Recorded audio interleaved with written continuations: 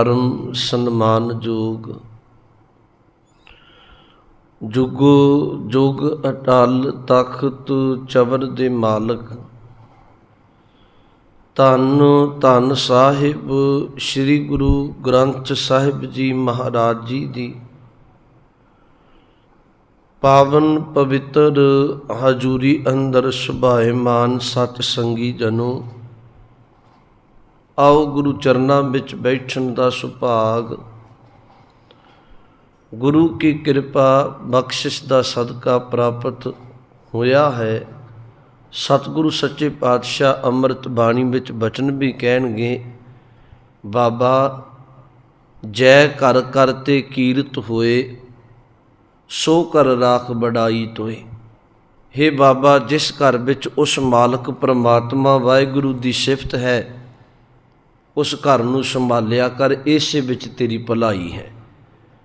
भाव सत संगत रूपी घर विच बैठना, गुरु के उपदेश नूं सुनना, गुरु दे शब्द नाल जुड़ना। सतगुरु कहन लगे, इसे विच तेरा भला है। आओ अरदास दी आपां लड़ीवार व्याख्या गुरु किरपा सदका करदे हां ते तीन पहरे कह लो, तीन पदे कह लवो, आपां विचार लए ने ते अज चौथा आपां आरंभ करना है, जिथे शब्द आए ने पंजां तख्तां सरबत गुरुद्वारियां गुरधामां जी का ध्यान धर बोलो जी वाहिगुरू।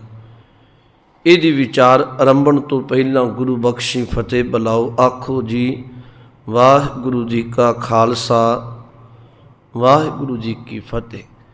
वेखो, जदों पंथ ने ये शब्द चुने ते पहलां ते क्या पंजां तख्तां, फिर अगे शब्द वरत्या सरबत गुरुद्वारियां गुरधामां।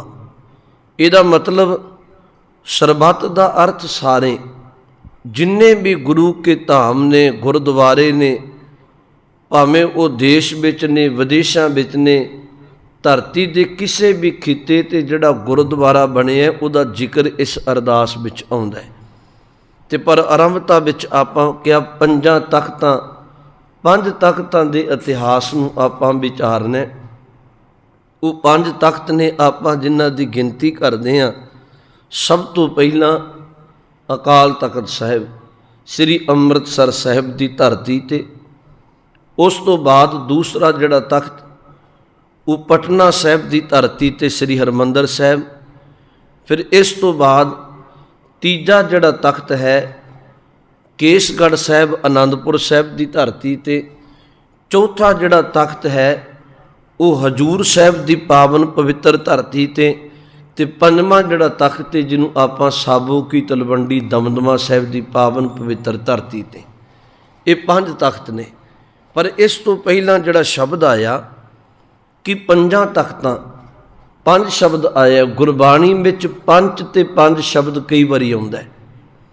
पंच उंज पंच दा अर्थ भी पंज ही है ते पंज शब्द बाणी विच कई बारी आउंदा है। पर आपां कुदरत वल झात पाईए, ये रब दी नेत कि पंज शब्द के रूप विच वरतारा बड़ा वरतदा है। जिवें चलो लाओ कि मनुख दे जीवन अंदर ये अपने अंदर ही झात पाए, इनू परमात्मा ने पंज तत्तां दा शरीर दिता है। सब तो पहली गल वो पंज तत्त पौण पानी अग धरती ते आकाश, पंज तत्तां दा साडा शरीर है। इस तो अलावा पंज ही साडे ज्ञान इंद्रे ने, पंज ही साडे कर्म इंद्रे ने, पंज ही मनुख अंदर विकार ने। ते याद रखो पंज ही मनुख अंदर चंगे गुण ने, जिन्हों सत संतोख दया धर्म खिमा कहने आ। ते पंज ही मनुख अंदर औगण ने विकारां दे। इस तो अलावा सृष्टि विच हाथ पाऊँ तो पंज तत्तां दी ही ये सृष्टि बनी है। गुरु ग्रंथ साहिब पातशाह ने एक बचन किया, पंच तत्त कर तुद सृष्ट सब साजी, कोई छेमा करियो जे किछ कीता होवे। महाराज कहते पंज तत्तां दी सृष्टि साजी आ, छेमा तत्त है कोई नहीं, तो किसी विच समर्था भी नहीं भी छेमा तत्त बना देवे। पंजां दी सृष्टि साजी। इस तो अलावा आप झात पाऊँ ते गुरु साहिबान ने 5 ही प्यारे थापे। वेखो उन 5 की रवायत कह लो, 5 की मर्यादा कह लवो। ये इतिहास विच पढ़ो, गुरु नानक साहब सच्चे पातशाह के चरणों विच भी 5 उगे जां मुखी सिख रहिंदे सन। फिर इसे तरह जदों गुरु अर्जन साहब शहादत नूं गए लाहौर तो 5 सिख महाराज नाल गए। जदों गुरु तेग बहादुर साहब आनंदपुर साहब तो दिल्ली नूं गए तो 5 ही सिख, मती दास, सती दास, दयाला जी, भाई उदय जी ते उन्हां विचों बाबा गुरदित्ता जी, 5 ही सिख धन गुरु तेग बहादुर साहब पातशाह नाल गए। 5 की बड़ी महानता है। तो जपजी साहब विच आपां बचन भी एक पढ़ते हैं कि 5 प्रवान 5 प्रधान, 5 पावे दरगह मान, 5 सोहे दर राजान, 5 का गुर एक ध्यान। इत्थे भी आ गया, इत्थे भावें 5 का अर्थ गुरमुख जन भगती करन वाले, कि गुरमुख जन भगती करन वाले तेरे दर प्रवान ने, वो प्रधान ने, वो शोभा पाउंदे आ, वो शोभते ने क्योंकि उन्हां दा ध्यान एक परमेश्वर की भगती विच है। मैं तुहानूं केवल बेनती इन्नी कहने हैं कि 5 शब्द की 5 की बड़ी महानता है। 4 चुफेरे आपां जे झात पाईए, यही कारण गुरु जी ने अमृत का बाटा तैयार किया। जदों 5 ही सीस मंगे हजूर ने ते 5 प्यारे महाराज ने साजे। ते अज भी आपां जदों कड़ाह प्रसाद की देग वरताउने आ तो सब तो पहला जदों कड़ाह प्रसाद कढ़दे हैं तो 5 का ही कड़ाह प्रसाद कढ़दे हैं। चलो इत्थे अरदास भी जिहड़ा शब्द आया वो इहदी 5 तख्तां सरबत गुरुद्वारे गुरु धामां जी का ध्यान धारूं। तो 5 तख्तां विचों अज आपां सब तो पहला जिहड़ा तख्त श्री अकाल तख्त साहिब, इहदा इतिहास विचारने आपां। उंज गुरबाणी जरूर पढ़ो। गुरबाणी विच राज भाग की गल कह लो, गुरबाणी विच तुसी कहो भी तख्त हजूर ने फैसले वास्ते साजिया, उत्थे बैठ के फैसले हुंदे सन, हुक्म सुनाने मनुखता दे भले लई।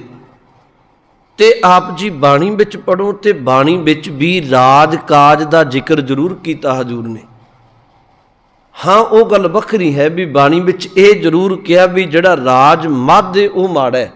राज मद का अर्थ हुंदा जी नशा, भी राज भाग का नशा चढ़ जाना पदवी का वो माड़ा है। पर उंज राज भाग की गल गुरु ग्रंथ साहिब बाणी विच कीती गई है।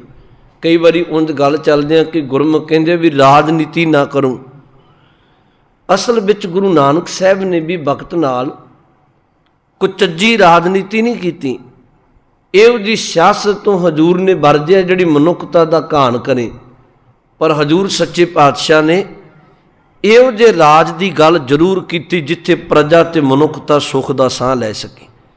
एक बाबे भगत फरीद साहब का एक बचन आउंदा है, कहन लगे एक बादशाह वो ने कि जिन्हां दे नाल ढोल नगारे बजदे सी, जदों तुरदे सन ते कई तरह के साज बजने भी इधरों बादशाह आ रहा।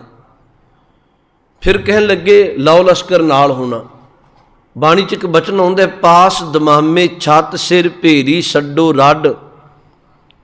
सतगुरु कहन लगे इहो जे राजे जिन्हां दे नाल दमामे बजदे सी, जिन्हां नाल ढोल नगारे बजदे सी, ते जिहड़े बंदे अपना हुक्म चलाउंदे सी, मन मर्जियां करदे सन, एक दिन कहन लगे कब्र अस्थान में चले गए।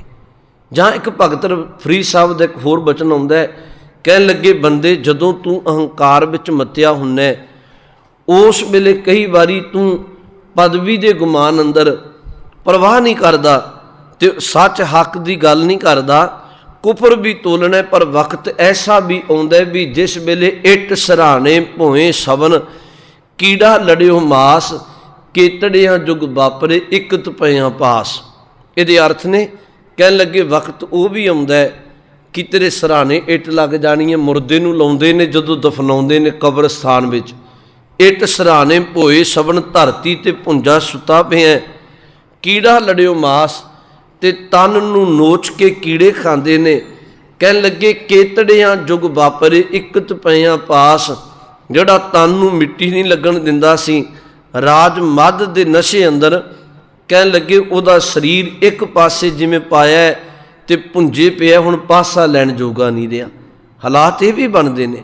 ਪਰ ਗੁਰਮਤਿ ਨੇ ਜਦੋਂ ਰਾਜ ਭਾਗ ਦੀ ਗੱਲ ਕੀਤੀ ਤਾਂ ਗੁਰਮਤਿ ਨੇ ਕਿਹਾ ਵੀ ਰਾਜ ਭਾਗ ਚਾਹੀਦਾ ਜ਼ਰੂਰ ਹੈ, ਪਰ ਉਹ ਰਾਜ ਭਾਗ ਨਹੀਂ ਜਿੱਥੇ ਜਾ ਕੇ ਸੁਰਤ ਵਿੱਚੋਂ ਨਾਮ ਭੁੱਲ ਜਾਏ। ਇਹਨੂੰ ਬੜੇ ਧਿਆਨ ਨਾਲ ਸੁਣਿਓ।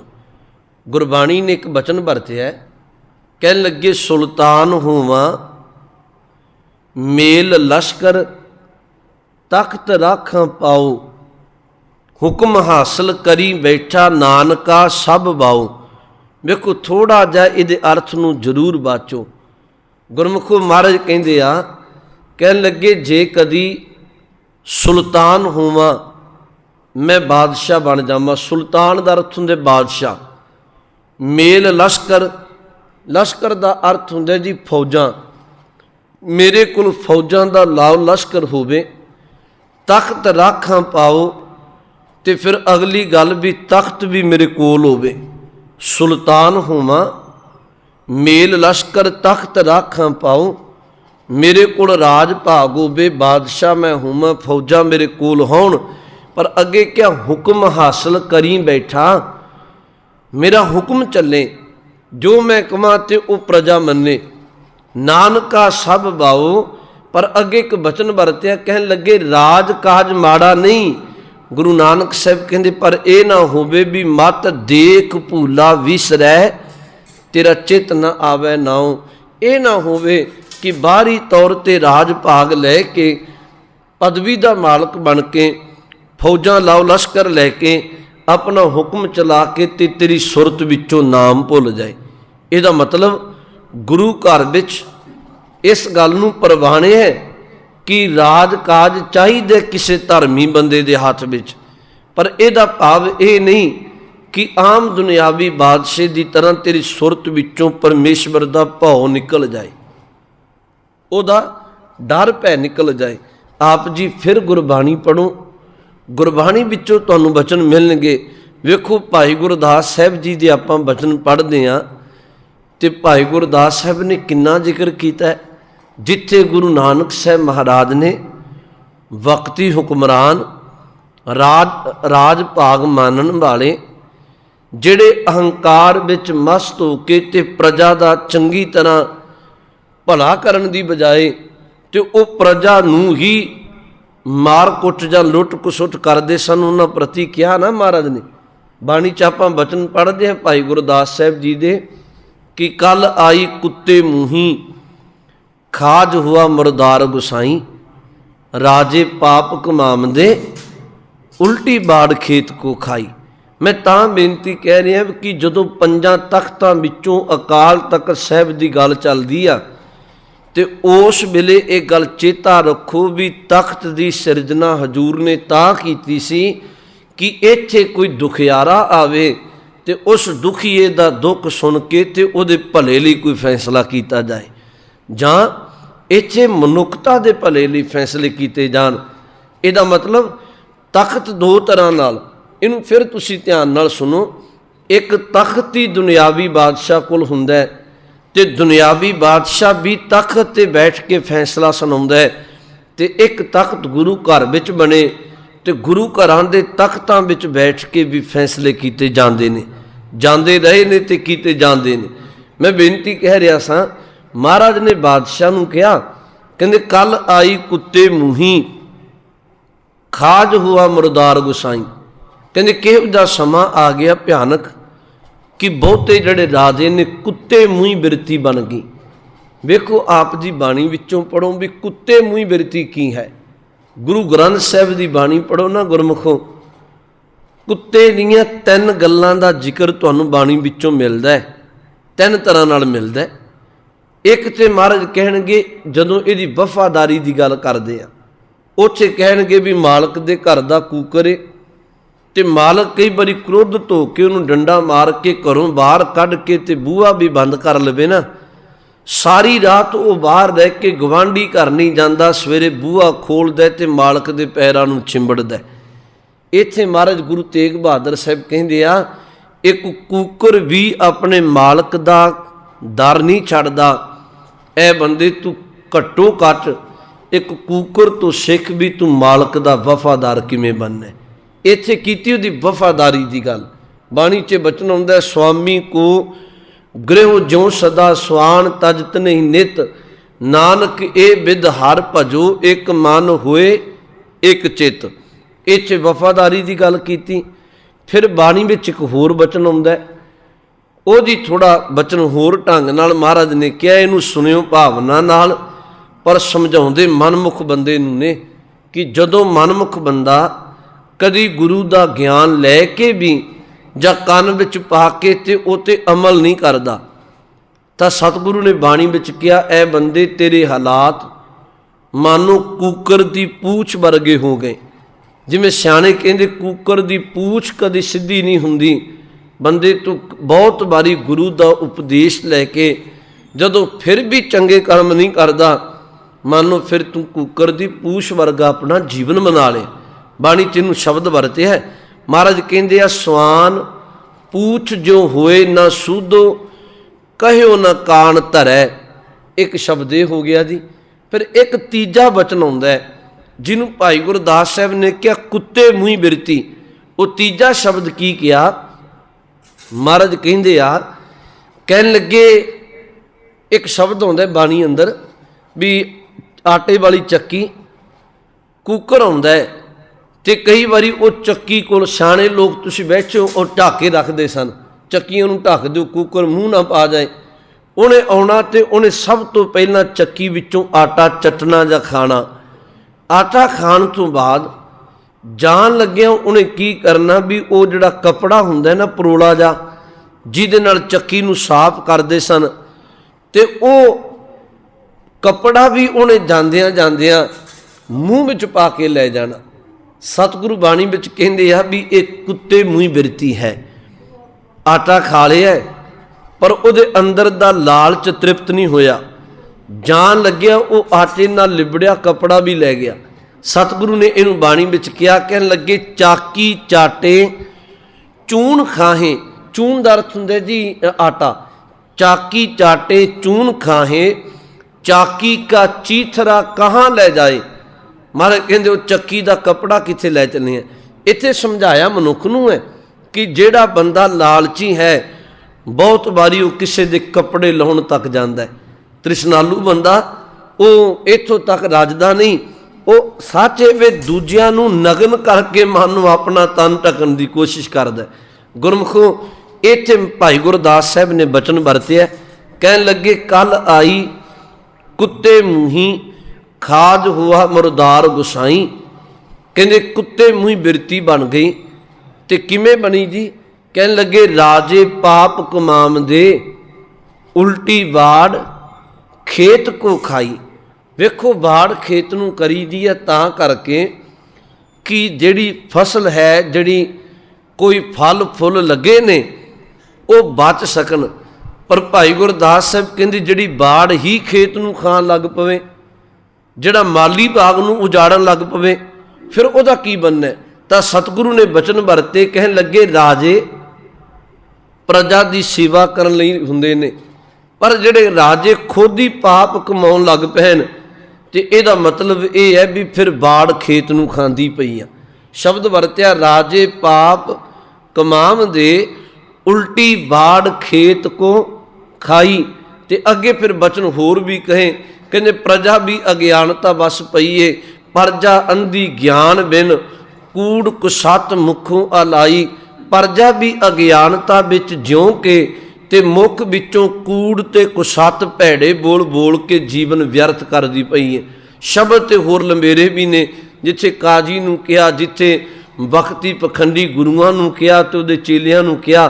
ਪਰ ਮੁੱਖ ਦੀ ਗੱਲ ਆਪਾਂ ਤਖਤ ਤੋਂ ਲੈਣੀ ਆ ਕਿ ਸਤਿਗੁਰੂ ਸੱਚੇ ਪਾਤਸ਼ਾਹ ਨੇ ਸ਼ਬਦ ਵਰਤੇ ਕਿ ਵਕਤੀ ਹੁਕਮਰਾਨ ਜਦੋਂ ਕਿਸੇ ਤਖਤ 'ਤੇ ਬੈਠ ਕੇ, ਪਦਵੀ 'ਤੇ ਬੈਠ ਕੇ ਇਨਸਾਫ ਨਾ ਕਰਨ, ਜਦੋਂ ਪਦਵੀ 'ਤੇ ਬੈਠ ਕੇ ਤੇ ਉਹ ਮਨੁੱਖਤਾ ਦਾ ਭਲਾ ਕਰਨ ਦੀ ਬਜਾਏ ਮਨੁੱਖਤਾ ਨੂੰ ਉਜਾੜਨ ਤੇ ਉਹਨਾਂ ਦੀ ਬਿਰਤੀ ਕੁੱਤੇ ਮੂੰਹ ਹੈ। ਬਾਣੀ 'ਚ ਹੋਰ ਵੀ ਬਚਨ ਆਉਂਦਾ ਹੈ, ਰਾਜੇ ਸ਼ੀਂ ਮੁਕੱਦਮ ਕੁੱਤੇ ਜਾਏ ਜਗਾਇਨ ਬੈਠੇ ਸੁੱਤੇ ਚਾਕਰ ਨੰਦਾ ਪਾਏ ਨਕਾਉ ਰਤ ਪਿੱਤ ਕੁੱਤੇ ਹੋ ਚੱਟ ਜਾਓ। ਮਹਾਰਾਜ ਗੁਰੂ ਨਾਨਕ ਸਾਹਿਬ ਮਹਾਰਾਜ ਨੇ ਇੱਥੇ ਵੀ ਵਕਤੀ ਹੁਕਮਰਾਨਾਂ ਨੂੰ ਕਿਹਾ, ਕਹਿਣ ਲੱਗੇ ਤੁਸੀਂ ਸ਼ੇਰਾਂ ਵਾਲੀ ਧਾੜਵੀਆਂ ਵਾਲੀ ਬਿਰਤੀ ਬਣਾ ਲਈ, ਘਰਾਂ ਵਿੱਚ ਸੁੱਤੇ ਹੋਏ ਲੋਕਾਂ ਤੇ ਤੁਹਾਡੇ ਪਿੱਛੇ ਨਾਲ ਰਹਿਣ ਵਾਲੇ ਕੂਕਰਾਂ ਦੀ ਤਰ੍ਹਾਂ ਜਿਹੜੇ ਸਾਥੀ ਨੇ ਜਾ ਕੇ ਸੁੱਤੇ ਭਲੇ ਲੋਕਾਂ ਤੇ ਹਮਲਾ ਕਰਕੇ ਜਗਾਉਂਦੇ ਨੇ। ਮਹਾਰਾਜ ਕਹਿੰਦੇ ਤੁਸੀਂ ਆਪਣੇ ਧਰਮ ਕਰਮ ਤੋਂ ਡੋਲ ਗਏ। ਖੈਰ ਫਿਰ ਦੋ ਗੱਲਾਂ ਧਿਆਨ 'ਚ ਕਰ ਲਓ।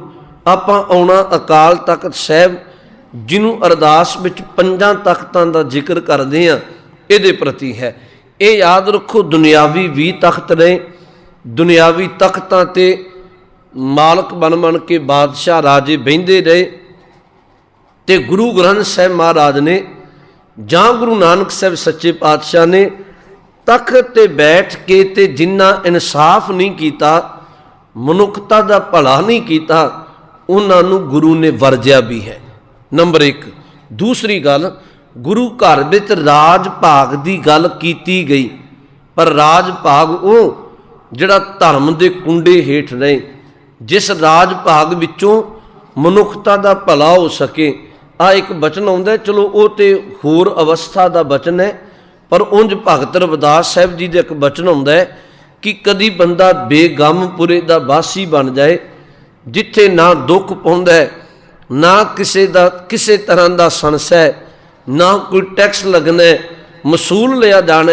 ਸ਼ਬਦ ਵਰਤਿਆ ਬੇਗਮਪੁਰਾ ਸ਼ਹਿਰ ਕੋ ਨਾਉ ਦੁਖ ਅੰਦੋ ਨਹੀਂ ਤੈ ਠਾਉ, ਨਾ ਤਸਵੀਸ ਖਿਰਾਜ ਨਾ ਮਾਲ ਖੌਫ ਨਾ ਖਤਾ ਨਾ ਤਰਸ ਜਵਾਲ। ਉਹ ਇਹੋ ਜਿਹੀ ਅਵਸਥਾ ਗੁਰੂ ਘਰ ਵਿੱਚ ਹੈ ਜਿੱਥੇ ਪ੍ਰਜਾ ਦੀ ਸੇਵਾ ਹੋ ਸਕੇ।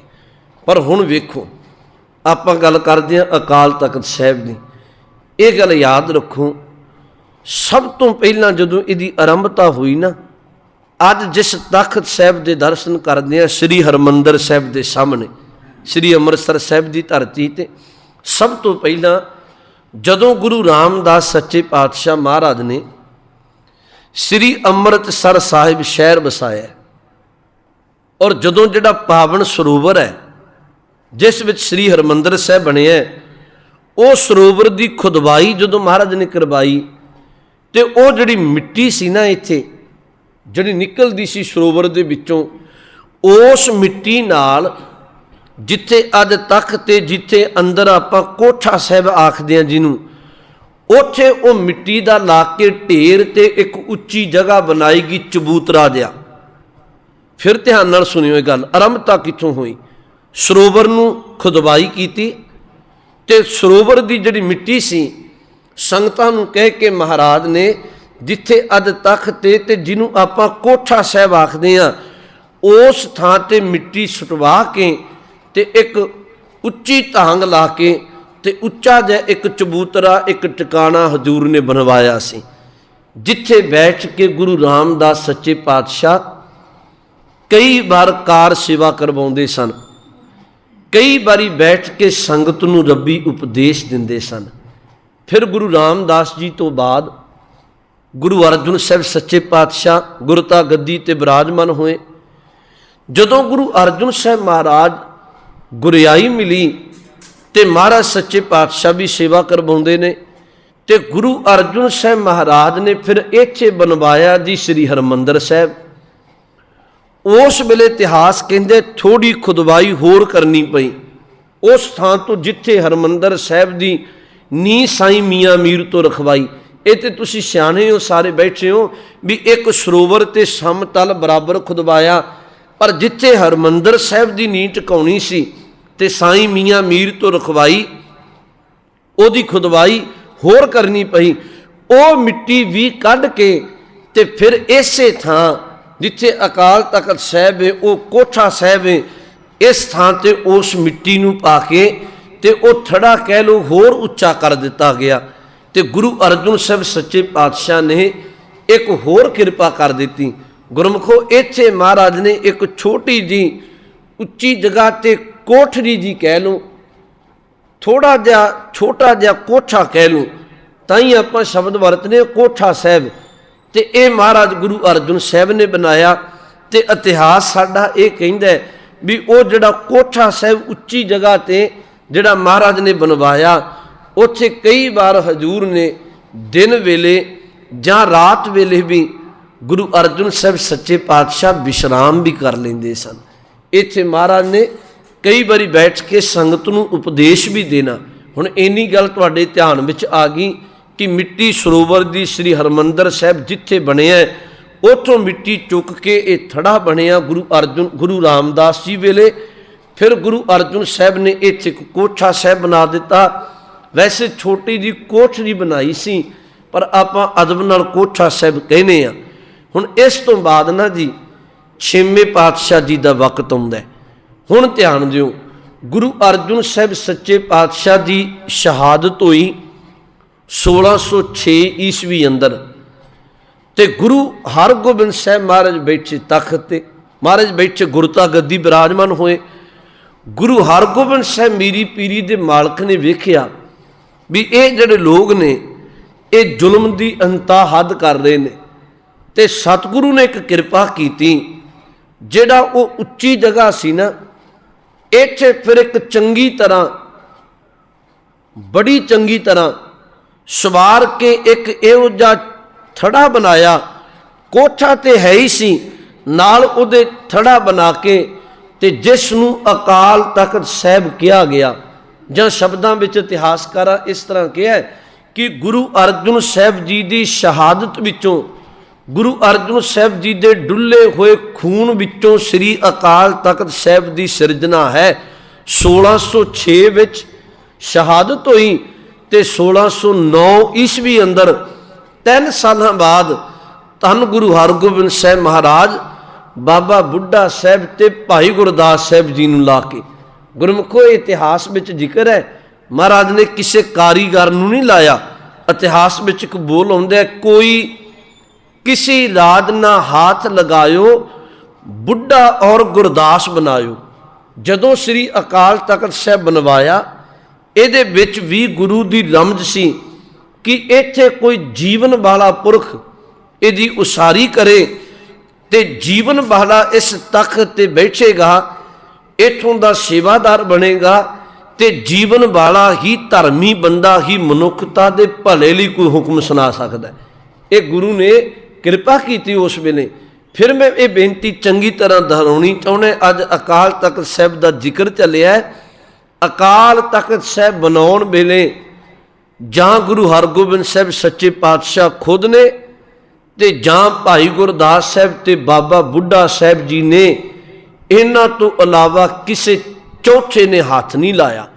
ਬਣਾਉਣ ਵਿੱਚ ਸਭ ਤੋਂ ਵੱਡੀ ਸੇਵਾ ਇਹਨਾਂ ਨਿਭਾਈ। ਤੇ ਗੁਰਮੁਖੋ ਉਸ ਵੇਲੇ ਫਿਰ ਮਹਾਰਾਜ ਨੇ ਬਣਾਇਆ ਸੀ ਇੱਕ ਥੜਾ, ਕੋਠਾ ਸਾਹਿਬ ਤੇ ਬਣਿਆ ਹੀ ਹੈ, ਉੱਥੇ ਇੱਕ ਥੜਾ ਬਣਾਇਆ ਤੇ ਇਹ ਬਣਾਇਆ ਸੀ ਦਿੱਲੀ ਦੇ ਤਖਤ ਨਾਲੋਂ ਉੱਚਾ। ਇਹ ਜਿਹੜਾ ਥੜਾ ਬਣਾਇਆ ਨਾ, ਉਹ ਦਿੱਲੀ ਦਾ ਤਖਤ ਜਿੰਨਾ ਉੱਚਾ ਸੀ, ਉਸ ਤਖਤ ਨਾਲੋਂ ਥੜਾ ਉੱਚਾ ਤਾਂ ਬਣਾਇਆ ਕਿਉਂਕਿ ਇਹ ਗੁਰੂ ਨਾਨਕ ਸਾਹਿਬ ਦੇ ਦਰ ਦਾ ਤਖਤ ਹੈ।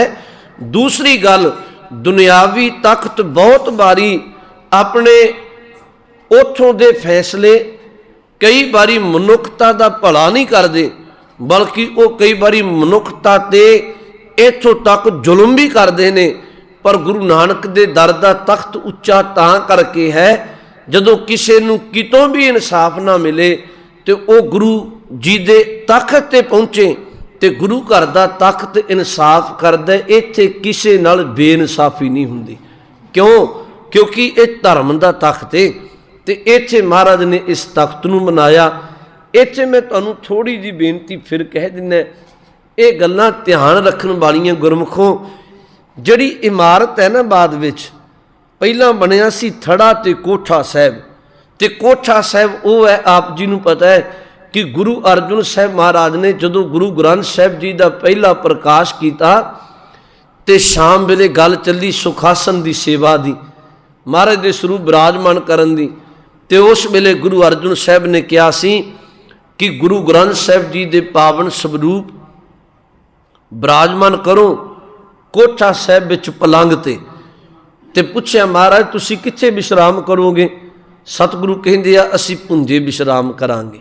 ये कोठा साहिब अज तक आप जी दर्शन करदे हो, श्री हरमंदर साहिब श्री स्वरूप प्रकाश हुंदे आ, कोठा साहिब तो जांदे आ, सुखासन होणगे ते फिर वापस कोठा साहिब आउंदे आ। इहदा मतलब किड्डी ये पावन पवित्र जगह है। इत्थे गुरु ग्रंथ साहिब जी दे सुखासन की सेवा अज तक निभाई जाती है। फिर मैं जिहड़ी बेनती कहन लग्या सां, इहदी पहली जिहड़ी इमारत है गुरु काल वेले कोठा साहिब सी ते उच्चा अकाल तख्त साहिब सी। नाम भी इहदा रखिया अकाल दे नां ते, दुनियावी तख्त नहीं रखिया। एक शब्द हुंदा है जी काल, काल दा अर्थ हुंदा है समा जां मौत। एक शब्द दे अगे आड़ा ला के अकाल, अकाल दा आखरी अर्थ हुंदा है जिस ते समय ते मौत दा कोई प्रभाव ना होवे। ते ये गुरु का तख्त है, इहदा नाम रखिया अकाल तख्त। अकाल तख्त साहिब अकाल पुरख दे नाम ते, जिमें अकाल पुरख जुगो जुग अटल है, अकाल परमात्मा ने कदी बिनसना नहीं ते इस गुरु दे तख्त ने कदी बिनसना नहीं। दुनियावी तख्त ने उन्हां दे वक्ती हुक्मरान बदल जाते हैं, दुनियावी तख्तां दे झंडे बदल जाते हैं, पर यह गुरु के तख्त का नाम हुक्मरान बदलना है। ये हुक्मरान गुरु नानक साहब सच्चे पातशाह, गुरु हरगोबिंद साहब मीरी पीरी दे मालक खुद ने, ते इस अकाल तख्त साहब दे किसी झंडे ने कदी किसी निशान ने बदलना नहीं। ये ताई करके मैं ये भी बेनती करा भी वक्त वक्त नाल वक्ती हुकूमतां नूं गुरु का अकाल तख्त साहब चुभदा रहा।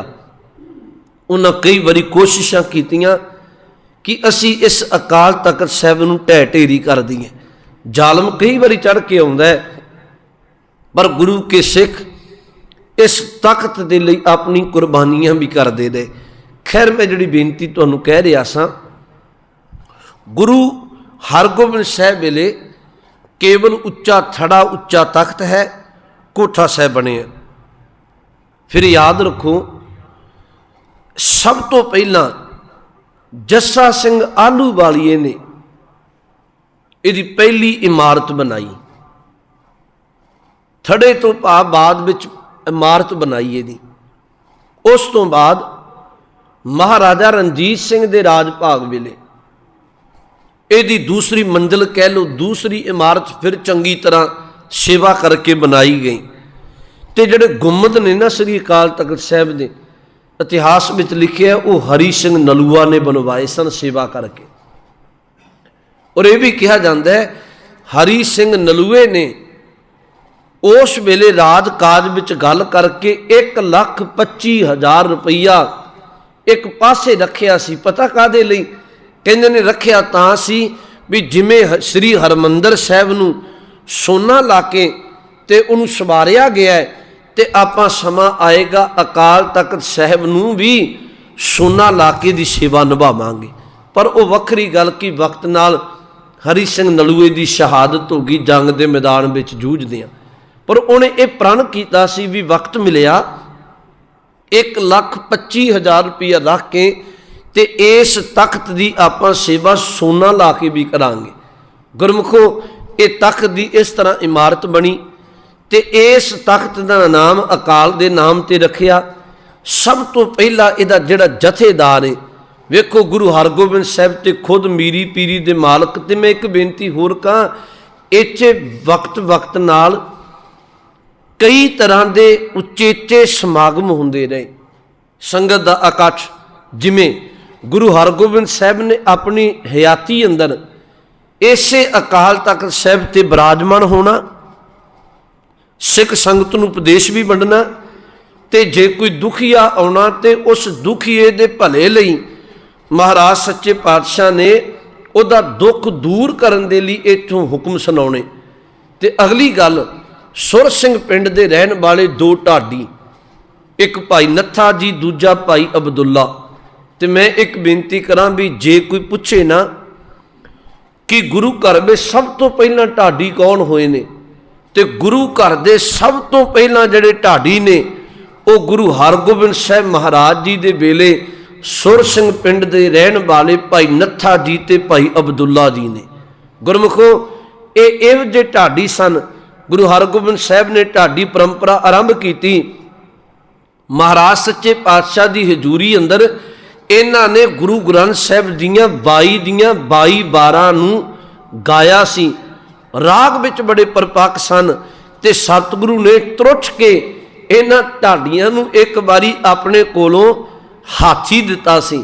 ਬੇਅੰਤ ਮਾਇਆ ਨਾਲ ਤੇ ਨਿਵਾਜਣਾ ਹਾਥੀ ਤਾਂ ਕਰਕੇ ਦਿੱਤਾ, ਤੁਸੀਂ ਗੁਰੂ ਕੇ ਢਾਡੀ ਹੋ, ਕਿਸੇ ਅੱਗੇ ਤਲੀ ਨਾ ਅਡਣੀ ਪਏ। ਜਦੋਂ ਗੁਰੂ ਕੇ ਢਾਡੀ ਲੰਘਣ ਤੇ ਸੰਗਤਾਂ ਲੋਕ ਵੇਖਣ ਇਹ ਗੁਰੂ ਨਾਨਕ ਦੇ ਦਰ ਦੇ ਢਾਡੀ ਜਾ ਰਹੇ ਨੇ। ਢਾਡੀ ਦਾ ਆਖਰੀ ਅਰਥ ਹੁੰਦਾ ਸਿਫਤ ਕਰਨ ਵਾਲਾ। ਇਹ ਗੁਰੂ ਨਾਨਕ ਦੇ ਦਰ ਦੇ ਸਿਫਤ ਕਰਨ ਵਾਲੇ ਜਾ ਰਹੇ ਨੇ। ਸਤਿਗੁਰੂ ਸੱਚੇ ਪਾਤਸ਼ਾਹ ਨੇ ਨਿਵਾਜਿਆ। ਖੈਰ ਇਹਨਾਂ ਢਾਡੀਆਂ ਨੇ ਇਸੇ ਅਕਾਲ ਤਖਤ ਸਾਹਿਬ ਦੇ ਕੋਲ ਭਾਈ ਨੱਥਾ ਜੀ ਤੇ ਭਾਈ ਅਬਦੁੱਲਾ ਜੀ ਨੇ 22 ਦੀਆਂ 22 ਬਾਰਾਂ ਦਾ ਵੀਰ ਰਸ ਵਿੱਚ ਕੀਰਤਨ ਕੀਤਾ। ਉਹਨਾਂ ਨੂੰ ਢਾਡੀ ਬਾਰਾਂ ਰਾਹੀਂ ਗਾਇਆ।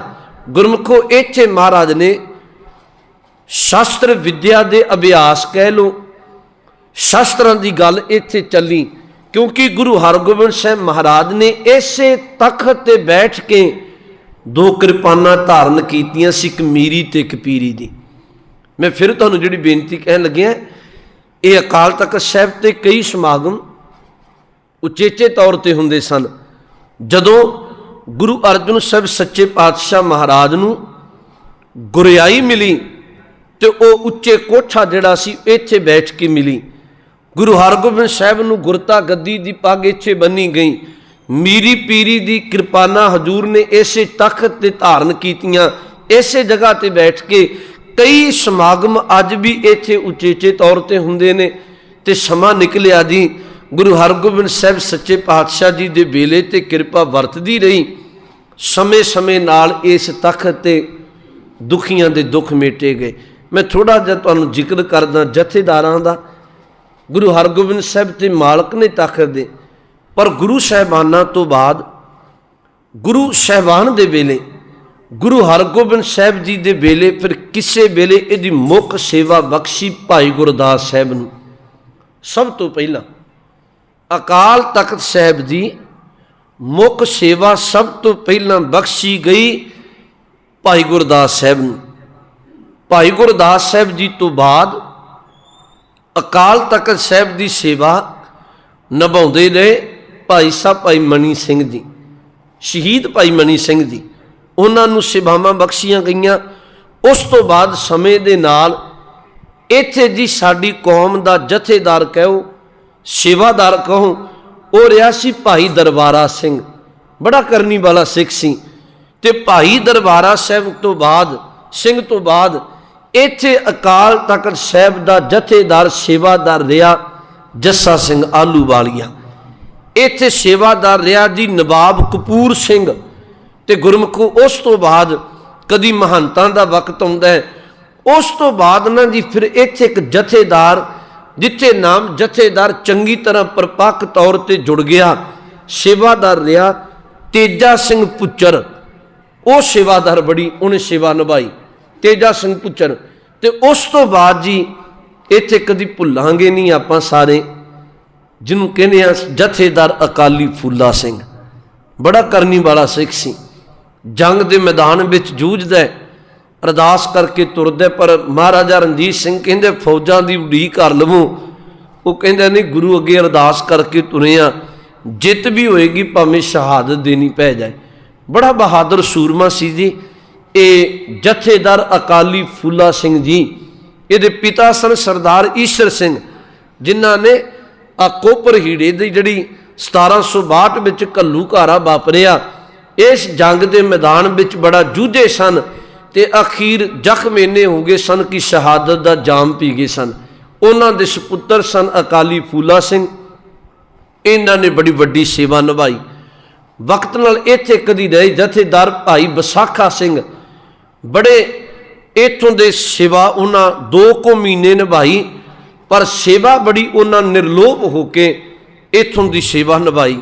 ਤੇ ਇਹਦੇ ਵਿੱਚ ਕੋਈ ਦੋਰਾਮਾ ਨਹੀਂ ਕਿ ਅਕਾਲ ਤਖਤ ਸਾਹਿਬ ਦਾ ਜਿਹੜਾ ਜਥੇਦਾਰ ਹੁੰਦਾ ਨਾ ਜੀ, ਉਹਦਾ ਜੀਵਨ ਹੋਣਾ ਚਾਹੀਦਾ ਗੁਰੂ ਕੀ ਅੰਮ੍ਰਿਤ ਬਾਣੀ ਵਰਗਾ। ਉਹਦਾ ਜੀਵਨ ਹੋਣਾ ਚਾਹੀਦਾ ਨਿਰਲੋਭ, ਉਹਦਾ ਜੀਵਨ ਚਾਹੀਦਾ ਗੁਰੂ ਕੇ ਪੂਰਨ ਗੁਰਸਿੱਖਾਂ ਵਰਗਾ, ਤੇ ਫਿਰ ਹੀ ਉਹ ਨਿਰਪੱਖ ਤੇ ਸੱਚੇ ਤੇ ਸੁੱਚੇ ਫੈਸਲੇ ਲੈ ਸਕਦਾ। ਉਂਝ ਤੁਸੀਂ ਗੁਰੂ ਕਾਲ ਵੇਲੇ ਵੇਖੋ, ਗੁਰੂ ਸਾਹਿਬਾਨਾਂ ਵੇਲੇ ਜਾਂ ਵਕਤ ਨਾਲ ਇੱਥੇ ਬੜਾ ਲੰਮੇਰਾ ਇਤਿਹਾਸ ਹੈ। ਇੱਕ ਵਾਰੀ ਕਹਿਣ ਲੱਗੇ ਜਥੇਦਾਰ, ਸੇਵਾਦਾਰ ਕਹਿ ਲੂੰ, ਸਰਦਾਰ ਦਰਬਾਰਾ ਸਿੰਘ ਵਰਗੇ ਗੁਰੂ ਕੇ ਸਿੱਖ ਬੈਠੇ ਨੇ ਤਖਤ ਤੇ ਇੱਥੇ ਇੱਕ ਬ੍ਰਾਹਮਣ ਆਉਂਦਾ ਹੈ। ਬ੍ਰਾਹਮਣ ਨੇ ਆ ਕੇ ਪੁਕਾਰ ਕਰਕੇ ਕਿਹਾ, ਉਹਨੇ ਰੋ ਕੇ ਕਿਹਾ, ਕਹਿਣ ਲੱਗੇ ਕਸੂਰ ਦਾ ਨਵਾਬ ਉਸਮਾਨ ਖਾਂ ਮੇਰੇ ਘਰ ਵਾਲੀ ਨੂੰ ਧੱਕੇ ਨਾਲ ਚੁੱਕ ਕੇ ਲੈ ਗਿਆ। ਮੈਂ ਥਾਂ ਥਾਂ ਤੇ ਆਪਣਾ ਮੱਥੇ ਰਗੜ ਕੇ ਆਇਆ, ਕਿਸੇ ਮੇਰੀ ਬਾਹ ਨਹੀਂ ਪਕੜੀ। ਇਹ ਗੁਰੂ ਦਾ ਅਕਾਲ ਤਖਤ ਸਾਹਿਬ, ਕਿਰਪਾ ਕਰੋ ਸਿੱਖੋ, ਮੇਰੇ ਘਰ ਵਾਲੀ ਛੁਡਵਾ ਕੇ ਲਿਆ ਕੇ ਦਿਓ। ਇਤਿਹਾਸ ਤੁਸੀਂ ਪੜ੍ਹ ਕੇ ਵੇਖੋ। ਥੋੜ੍ਹੇ ਜਿਹੇ ਸਿੱਖ ਸਨ ਜੀ, ਵਕਤੀ ਹਕੂਮਤਾਂ ਸਿੱਖਾਂ ਦੇ ਖੂਨ ਦੀਆਂ ਪਿਆਸੀਆਂ ਸਨ। ਥੋੜ੍ਹੇ ਜਿਹੇ ਸਿੱਖ, ਤੇ ਜਦੋਂ ਬ੍ਰਾਹਮਣ ਨੇ ਪੁਕਾਰ ਕੀਤੀ, ਸਿੱਖਾਂ ਪਹਿਲਾਂ ਮਨ ਵਿੱਚ ਖਿਆਲ ਕੀਤਾ ਆਪਣੀ ਗਿਣਤੀ ਬੜੀ ਥੋੜ੍ਹੀ ਹੈ। ਉਸਮਾਨ ਖਾਂ ਆ ਕਸੂਰ ਦਾ ਨਵਾਬ, ਉਹਦੇ ਕੋਲ 12 ਕਿਲੇ ਨੇ, ਫੌਜਾਂ ਨੇ, ਆਪਾਂ ਮੁਕਾਬਲਾ ਕਿਵੇਂ ਕਰਾਂਗੇ?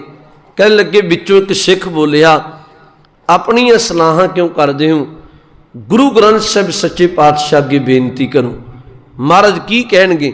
ਕਹਿਣ ਲੱਗੇ, ਉਸ ਵੇਲੇ ਕੜਾਹ ਪ੍ਰਸ਼ਾਦ ਦੀ ਦੇਗ ਤਿਆਰ ਕੀਤੀ ਤੇ ਉਹ ਬੋਲ ਲਿਖੇ ਨੇ ਇਤਿਹਾਸ ਵਿੱਚ। ਗੁਰੂ ਸਾਹਿਬ ਅੱਗੇ ਬੇਨਤੀ ਕਰਕੇ ਕਿਹਾ ਵੀ ਤੂੰ ਗੁਰੂ ਗ੍ਰੰਥ ਸੱਚੀ ਹੈ ਦੇ, ਸਿੱਖ ਸੰਗਤ ਕੋ ਸੱਚ ਬਾਕ ਦੇ। ਤੇ ਜਦੋਂ ਗੁਰੂ ਗ੍ਰੰਥ ਸਾਹਿਬ ਸੱਚੇ ਪਾਤਸ਼ਾਹ ਅੱਗੇ ਬੇਨਤੀ ਕੀਤੀ ਤੇ ਹੁਕਮਨਾਮਾ ਆਇਆ ਸੀ, ਬਸੰਤ ਰਾਗ ਅੰਦਰ ਆਇਆ, ਪੰਜੇ ਬੱਧੇ ਮਹਾਬਲੀ ਕਰ ਸੱਚਾ ਢੂਆ, ਆਪਣੇ ਚਰਨ ਜਪਾਈਨ ਵਿੱਚ ਦਈਓ ਖੜੋਆ, ਰੋਗ ਸੋਗ ਸਭ ਮਿਟ ਗਏ ਨਿਤ ਨਵਾਂ ਨਰੂਆ। ਹੁਕਮ ਇਹ ਆਇਆ ਸੀ, ਗੁਰੂ ਕੇ ਸਿੱਖੋ ਤੁਸੀਂ ਤੇ 5 ਵਿਕਾਰਾਂ ਨੂੰ ਕਾਬੂ ਕਰ ਲੈਂਦੇ ਹੋ, ਜਿਹੜੇ ਮਹਾਬਲੀ ਨੇ, ਤੇ ਇਹ ਉਸਮਾਨ ਖਾਂ ਤੁਹਾਡੇ ਸਾਹਮਣੇ, ਕੀ ਤੁਸੀਂ ਗੁਰੂ ਗੁਰੂ ਜਪਦੇ ਜਾਓ। ਇਤਿਹਾਸ ਇਹ ਕਹਿੰਦਾ ਕਿ ਥੋੜ੍ਹੇ ਜਿਹੇ ਸਿੱਖ ਤੁਰੇ ਅਕਾਲ ਤਖਤ ਸਾਹਿਬ ਤੋਂ, ਤੇ ਉਹਨਾਂ ਗੁਰਸਿੱਖਾਂ ਨੇ ਤੁਰ ਕੇ ਤੇ ਆਪਣੇ ਹੱਥਾਂ ਵਿੱਚ ਸ਼ਾਸਤਰ ਪਕੜੇ, ਉਸਮਾਨ ਖਾਂ ਤੇ ਜਾ ਕਸੂਰ ਹਮਲਾ ਕੀਤਾ। ਅੱਗੋਂ ਉਹਦੀਆਂ ਫੌਜਾਂ ਨੇ ਮੁਕਾਬਲਾ ਕੀਤਾ। ਗੁਰੂ ਦਾ ਨਾਂ ਲੈ ਕੇ ਇੱਕ ਇੱਕ ਸਿੱਖ ਨੇ ਕਈ ਪਾਪੀਆਂ ਨੂੰ ਸੋਧਾ ਲਾ ਕੇ ਤੇ ਉਸਮਾਨ ਖਾਂ ਨੂੰ ਗ੍ਰਿਫਤਾਰ ਕੀਤਾ। 2 ਤਰ੍ਹਾਂ ਲਿਖਿਆ ਹੈ ਕਿ ਉਹਨੂੰ ਘੋੜੇ ਪਿੱਛੇ ਬੰਨ੍ਹ ਕੇ ਘੜੀਸਿਆ, ਤੇ ਇੱਕ ਲਿਖਿਆ ਉਸਮਾਨ ਖਾਂ ਪਾਪੀ ਨੂੰ ਮੌਤ ਦੇ ਘਾਟ ਉਤਾਰ ਕੇ ਤੇ ਗੁਰੂ ਕੇ ਸਿੱਖਾਂ ਨੇ ਬ੍ਰਾਹਮਣ ਦੇ ਘਰ ਵਾਲੀ ਛੁਡਵਾ ਕੇ ਤੇ ਉਸ ਬ੍ਰਾਹਮਣ ਦੇ ਘਰ ਪਹੁੰਚਾਈ ਸੀ। ਮੈਂ ਬੇਨਤੀ ਕੇਵਲ ਇੰਨੀ ਕਹਿ ਰਿਹਾ ਕਿ ਇਹ ਅਕਾਲ ਤਖਤ ਸਾਹਿਬ ਇੱਥੋਂ ਤੱਕ ਦੇਸ਼ ਭਰ ਦੀਆਂ ਬਹੁ ਬੇਟੀਆਂ ਧੀਆਂ ਦੀ ਪੱਤ ਟੱਕਦਾ ਰਿਹਾ, ਇਹ ਦਰ ਦਾ ਅਸੂਲ ਰਿਹਾ। ਗੁਰਮੁਖੋ, ਇਹ ਅਕਾਲ ਤਖਤ ਸਾਹਿਬ ਅੱਜ ਤੱਕ ਵੀ ਇਹਦੇ ਵਿੱਚ ਕੋਈ ਦੋਰਾਮਾ ਨਹੀਂ, ਇਹਦਾ ਸਿਧਾਂਤ ਕਾਇਮ ਰਹਿਣਾ ਚਾਹੀਦਾ ਜੋ ਗੁਰੂ ਜੀ ਨੇ ਆਰੰਭਿਆ। ਤੇ ਜਦੋਂ ਕੋਈ ਸਿਧਾਂਤ ਨੂੰ ਕਾਇਮ ਰੱਖ ਕੇ ਫੈਸਲਾ ਕਰਦਾ ਹੈ, ਤੇ ਅੱਜ ਵੀ ਸਿੱਖ ਸ਼ਰਧਾ ਨਾਲ ਅਕਾਲ ਤਖਤ ਸਾਹਿਬ ਦੇ ਕੀਤੇ ਹਰ ਇੱਕ ਫੈਸਲੇ ਨੂੰ ਬੜੀ ਨਿਮਰਤਾ ਨਾਲ ਸਿਰ ਮੱਥੇ ਪ੍ਰਵਾਨ ਕਰਦਾ, ਸ਼ੀਸ਼ ਝੁਕਾਉਂਦਾ। ਮੋਟੇ ਤੌਰ ਤੇ ਇਹ ਗੱਲ ਫਿਰ ਧਿਆਨ ਵਿੱਚ ਰੱਖ ਲਿਓ, ਚੌਥੇ ਪਾਤਸ਼ਾਹ ਦੇ ਵੇਲੇ ਤੇ ਪੰਚਮ ਪਾਤਸ਼ਾਹ ਵੇਲੇ ਸਰੋਵਰ ਦੀ ਮਿੱਟੀ ਕੱਢ ਕੇ ਥੜਾ ਬਣਾਇਆ ਗਿਆ, ਫਿਰ ਕੋਠਾ ਸਾਹਿਬ ਬਣਿਆ। ਛੇਵੇਂ ਪਾਤਸ਼ਾਹ ਨੇ ਇਸ ਨੂੰ ਤਖਤ ਬਣਾਇਆ, ਅਕਾਲ ਦੇ ਨਾਮ ਤੇ ਅਕਾਲ ਤਖਤ ਸਾਹਿਬ ਦੀ ਸਿਰਜਣਾ ਕੀਤੀ। ਇੱਥੇ ਸ਼ਾਸਤਰਾਂ ਮੀਰੀ ਪੀਰੀ ਕਿਰਪਾਨਾਂ ਧਾਰਨ ਕੀਤੀਆਂ। ਇੱਥੇ ਗੁਰੂ ਜੀ ਨੇ 12 ਗਾਈਆਂ, ਯੋਧਿਆਂ ਵਿੱਚ ਜੋਸ਼ ਭਰਨਾ, ਤੇ 4 ਗੁਰੂ ਹਰਗੋਬਿੰਦ ਸਾਹਿਬ ਨੇ ਜੰਗ ਲੜੇ ਸਨ, ਚਾਰੋਂ ਜੰਗਾਂ ਵਿੱਚ ਜਿੱਤ ਪ੍ਰਾਪਤ ਕੀਤੀ ਸੀ। ਤੇ ਵਕਤ ਨਾਲ ਫਿਰ ਇੱਥੇ ਗੁਰੂ ਕੇ ਸਿੱਖ ਸੇਵਾਵਾਂ ਨਿਭਾਉਂਦੇ ਨੇ। ਅੱਜ ਵੀ ਆਪਾਂ ਇਸ ਅਕਾਲ ਤਖਤ ਸਾਹਿਬ ਨੂੰ ਨਮਸਕਾਰ ਕਰਦੇ ਹਾਂ, ਗੁਰੂ ਹਰਗੋਬਿੰਦ ਸਾਹਿਬ ਸੱਚੇ ਪਾਤਸ਼ਾਹ ਦੇ ਸਿਰਜੇ ਹੋਏ ਇਸ ਤਖਤ ਨੂੰ। ਤੇ ਇਸ ਤਖਤ ਨੂੰ ਅੱਜ ਵੀ ਜ਼ੋਰ ਲੱਗਦਾ ਹੈ ਵਕਤੀ ਹੁਕਮਰਾਨਾਂ ਦਾ ਵੀ ਸਿੱਧੇ ਜਾਂ ਅਸਿੱਧੇ ਰੂਪ ਵਿੱਚ ਕਿਵੇਂ ਨਾ ਕਿਵੇਂ ਇੱਥੇ ਕਾਬਜ ਹੋ ਕੇ ਤੇ ਇਸ ਗੁਰੂ ਕੇ ਸਿੱਖਾਂ ਦੇ ਪਾਵਨ ਪਵਿੱਤਰ ਅਸਥਾਨ ਤੇ ਅਸੀਂ ਮਨ ਮਰਜ਼ੀ ਵਰਤ ਲਈ। ਵਕਤੀ ਹੁਕਮਰਾਨ ਚਾਹੁੰਦੇ ਨੇ, ਪਰ ਫਿਰ ਵੀ ਸਿੱਖ ਸੰਗਤ ਪਹਿਰੇਦਾਰ ਨੇ, ਗੁਰੂ ਘਰਾਂ ਦੇ, ਗੁਰੂ ਕੇ ਤਖਤਾਂ ਦੇ ਸੇਵਾਦਾਰ ਨੇ। ਸਿੱਖ ਸੰਗਤ ਨੂੰ ਹਮੇਸ਼ਾ ਸੁਚੇਤ ਰਹਿਣਾ ਚਾਹੀਦਾ ਤੇ ਤਖਤ ਤੋਂ ਵੀ ਤਖਤ ਦੇ ਲਾਇਕ ਬੈਠ ਕੇ ਤੇ ਇੱਥੋਂ ਫੈਸਲੇ ਨੇ ਜਿਹੜੇ ਉਹ ਮਨੁੱਖਤਾ ਦੇ ਭਲੇ ਲਈ, ਸਿੱਖ ਸੰਗਤ ਦੇ ਭਲੇ ਲਈ ਤੇ ਸਰਬ ਸਾਂਝੇ ਤੇ ਭਲੇ ਵਾਲੇ ਫੈਸਲੇ ਹੋਣੇ ਚਾਹੀਦੇ ਨੇ। ਇਹ ਸਾਡਾ ਪਹਿਲਾ ਤਖਤ ਸਾਹਿਬ ਹੈ ਜਿਹਨੂੰ ਆਪਾਂ ਸ੍ਰੀ ਅਕਾਲ ਤਖਤ ਸਾਹਿਬ ਕਹਿੰਦੇ ਆ। ਆਪਾਂ ਕੱਲ੍ਹ ਰੋਜ਼ ਅਗਲਾ ਤਖਤ, ਇਹ 5 ਤਖਤ ਨੇ ਕਿਉਂਕਿ ਅਰਦਾਸ ਵਿੱਚ ਸ਼ਬਦ ਆਇਆ ਕਿ 5 ਤਖਤਾਂ ਅਤੇ ਸਰਬੱਤ ਗੁਰਦੁਆਰਿਆਂ ਦਾ ਧਿਆਨ ਧਰ ਬੋਲੋ ਜੀ ਵਾਹਿਗੁਰੂ। ਇੱਕ ਇੱਕ ਤਖਤ ਨੂੰ ਆਪਾਂ ਵਿਚਾਰਨਾ। ਕੱਲ੍ਹ ਆਪਾਂ ਅਗਲੀ ਵਿਚਾਰਾਂਗੇ। ਅੱਜ ਇੰਨੀਆਂ ਕੁ ਬੇਨਤੀਆਂ ਪ੍ਰਵਾਨ ਕਰਿਓ। ਬੇਅੰਤ ਭੁੱਲਾਂ ਦੀ ਖਿਮਾ